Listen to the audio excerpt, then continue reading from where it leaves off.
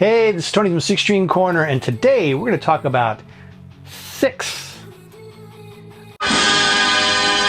myths that people have about guitar playing. Well, let's get right to it.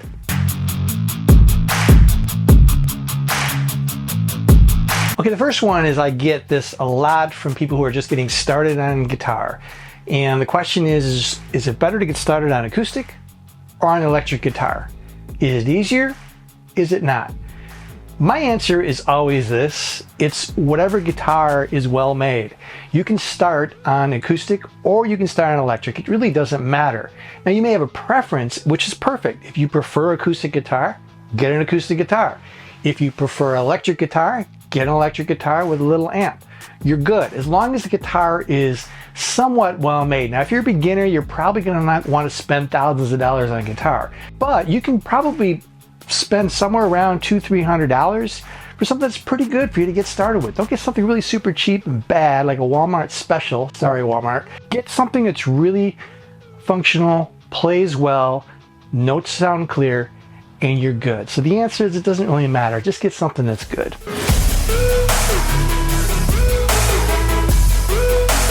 Which kind of guitar pick should I use? More specifically, is the guitar thickness. Does it make a difference? All right, now this one's a loaded question. We're going to give you a loaded answer. Which one works best? Well, in the end, it does still come down to what does it feel best to you? Do you feel more comfortable with a pick that's really super thick and rigid? You know, something like this here, or something that's a little bit more thin? Do you feel more comfortable with something like that when you strike the strings? Now, a general rule of thumb that I like to go on is if you're going to be playing a lot of picking individual notes, perhaps certain types of soloing, I like having a thicker, more rigid pick. I like having more resistance. Gets a little bit more, you can really get those notes going. Where with a thinner pick, I think is really good if you're strumming. You're just simple strumming chords. I think a good thin pick, now, you know, how thin is going to be up to you. There's super paper thin types.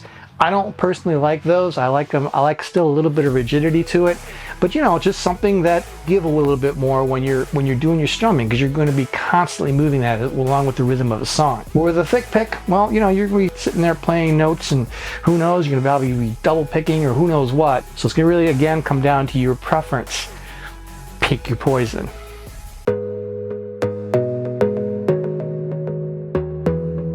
All right, this is a good one.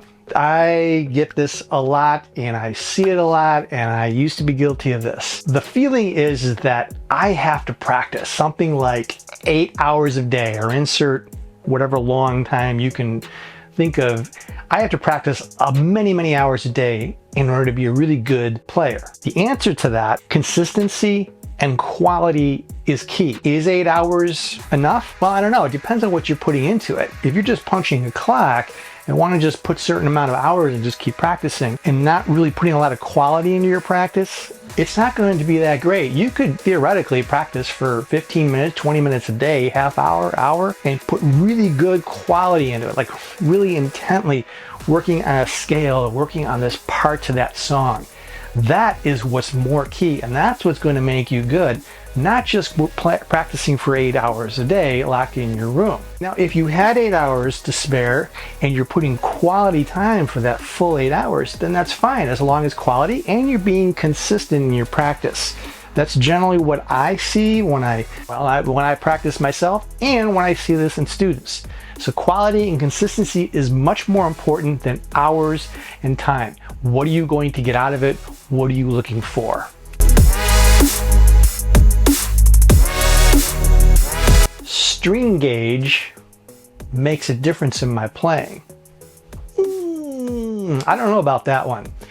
String gauge is really more about, oh wow, there's several factors. Ease of playing. So, you know, when you have thinner strings, you're going to tend to move pretty well, pretty fast. If you want to do a lot of string bends and you're doing all kinds of wacky things, generally, and again, general rule of thumb, you probably don't want to use the thicker strings. Thicker strings will use you for big full sounds.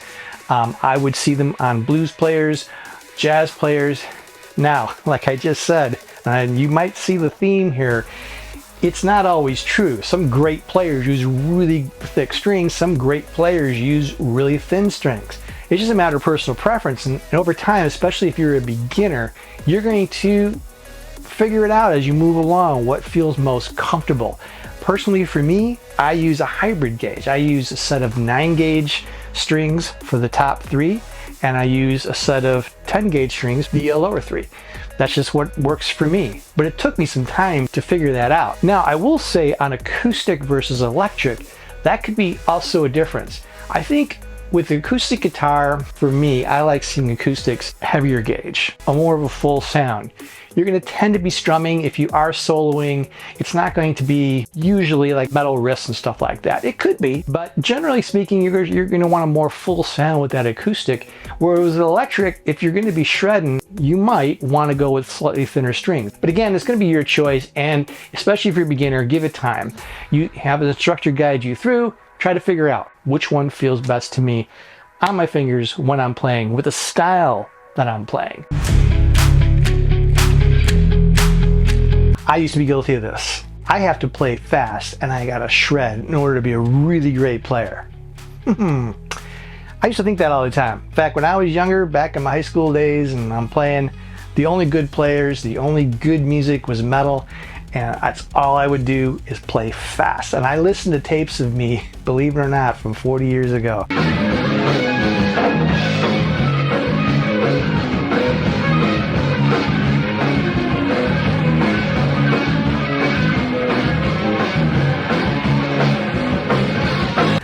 And I just want to get the flux capacitor, go back in time and strangle that kid and say, will you slow down? Everything had to be fast. Everything had to be fast. I thought that that's what had made great guitar players. And don't get me wrong, there's a lot of great guitar players that can play really fast. But I will tell you this, is that most of your great guitar players can also play very good slow. You want to be able to have good melody, good sense of melody, and have the guitar tell a story, right? So when you're soloing, that's really, to me, at least my opinion, you may disagree, and that's okay. I feel that you want to have good melody. You want to have just a really good sense and feel of a song. Look at players like Santana or players like Clapton. I mean, they weren't shredding and flying through, but you know what? They're really good. I don't know what your style of music is, who's watching, but you can't deny that they became very popular and they're very well known, but mostly because of their feel and their style. They don't have to be fast. You can be fast. I think a good mixture really will make you a good guitar player. You know, being all around. You know, if I need to throw in a fast lick that complements and makes sense in the song and a piece, then go ahead and do it.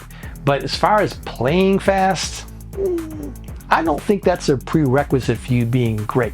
You can play fast and just sound like a bunch of garbage.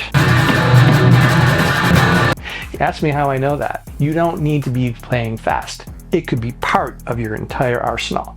So be a good player and have a sense of melody and sound good. This one here is a loaded one. Expensive guitars are better than cheap guitars. Anybody who's been around for a while and has been to enough guitar centers and all kinds of music stores should, if you've been paying attention, agree with me on this one. This is not necessarily true. I have played some really expensive guitars. I remember picking up a PRS guitar, and I have a PRS, but I was shopping for PRSs and I saw this one at a case, and a buddy of mine let me try it. $20,000. Like, this is a collector's thing. Honestly, it was really hard to play. Really, really hard to play.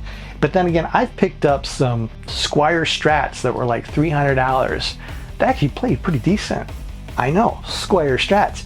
It's not always true that expensive guitars are better than cheap ones. Probably is. I think you're going to get what you pay for. I mean, my PRS is $2,000, $3,000, you know, whatever it is. Yeah, it's going to be better made, but it's not always true. So it's up to you. With your budget, if your budget does not allow for anything like that, don't worry about it. You can find something good for $500, $600, $700, even cheaper if you know how to work on guitars. Maybe you can mod it up a little bit and do it on your own. It can sound really, really good. I know guys who've played with really inexpensive guitars. Killer tone, just sounded really good. Just use your best judgment when you're purchasing one, and don't really think that if you can't afford a $2,000 guitar or a $1,000 guitar that you're never going to sound good. You can and you will sound good. It goes back to earlier things I talked about in this video, is just practice, quality time, man. Better you can practice, the more quality time you can give yourself to learning and getting your craft down.